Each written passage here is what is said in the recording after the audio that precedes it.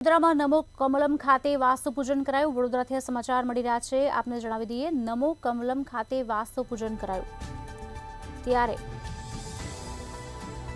શહેર ભાજપના તમામ નેતાઓ પૂજનમાં જોડાયા। અધ્યક્ષ ડોક્ટર વિજય શાહ યજમાન તરીકે જોડાયા।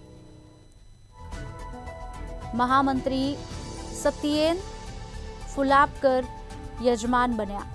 ત્યારે રાકેશ સેવક પત્ની સાથે પૂજામાં યજમાન તરીકે બેઠા।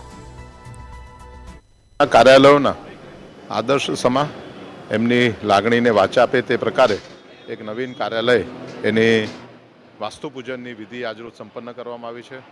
હિન્દુ તિથિ પ્રમાણે 15મી ડિસેમ્બરથી ધનારકને કારણે અન્ય કોઈ આવી પ્રવૃત્તિ આવી કોઈ પૂજા ન કરી શકાય, માટે આજે પૂજા કરવાનો નિર્ણય કરવામાં આવ્યો। વડોદરાના મુખ્ય લોકોને આજે આમંત્રણ આપવામાં આવ્યું છે।